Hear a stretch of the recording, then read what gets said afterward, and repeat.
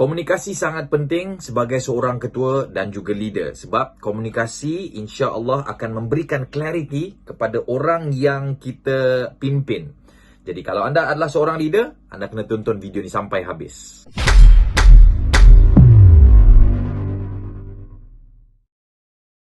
Assalamualaikum warahmatullahi wabarakatuh dan salam sejahtera tuan-tuan dan puan, rakan-rakan yang saya hormati sekalian. Terima kasih kerana menonton YouTube channel Rizal Rashid, dan pada rakan-rakan yang belum subscribe, anda boleh klik button subscribe dan juga klik notification bell supaya mendapat notifikasi bagi video-video terbaru di YouTube channel Rizal Rashid. Dan kali ini saya ingin berkongsi dengan tuan-tuan dan puan ciri-ciri penting menjadi seorang leader ataupun pemimpin.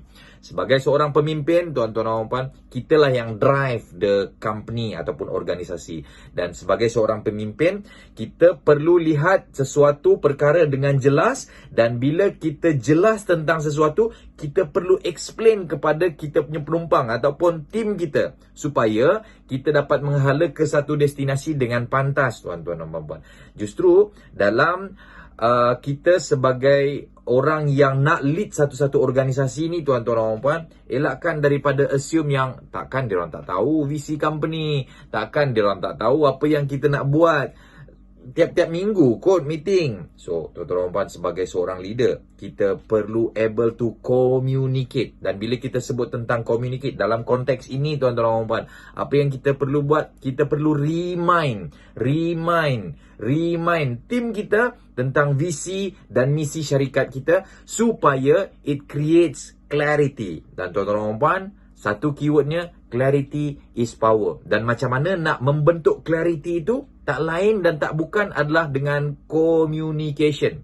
Contoh, kalau saya kata dengan anda semua kan, okey, esok kita nak pergi Australia lah.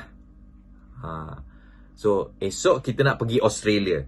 So, agak-agak tuan-tuan dan puan, kalau saya kata macam tu, family members saya clear tak? Of course tak clear. Australia ni besar. Dan dekat mana? Pergi naik apa? Pukul berapa? Apa perkara yang kita perlu sediakan? Justru saya tak boleh assume kepada family saya yang takkan itu pun tak tahu. Kan I dah selalu meeting, takkan ni tak perasan I buat apa kan. So again, tuan-tuan dan puan, kita sebagai seorang ketua, kita dah tahu dah kita punya vision, kita punya location dekat mana, kita punya game kita macam mana, kita punya end game kita macam mana kan. Justru kita perlu communicate, sebab communication itu akan menghasilkan clarity, tuan-tuan dan puan. So kita bagi tahu, okay, kita nak pergi Melbourne. InsyaAllah kita punya penerbangan melalui flight sekian-sekian, tarikhnya bila, kita punya masa pukul berapa. So apa yang diperlukan. Jadi tuan-tuan dan puan, semakin clear kita punya vision dan semakin clear misi kita, insya-Allah tim kita akan bergerak ataupun menghala ke arah yang sama, dan insya-Allah dia akan membuatkan kenderaan kita ataupun organisasi kita akan berjalan dengan lebih pantas. Justru sebagai seorang ketua, berkomunikasilah. Dan dalam konteks komunikasi, kita sebagai ketua perlu remind. Dan bila kita berkomunikasi ni, tuan-tuan dan puan, apa impact dia? Impact dia adalah it will create clarity.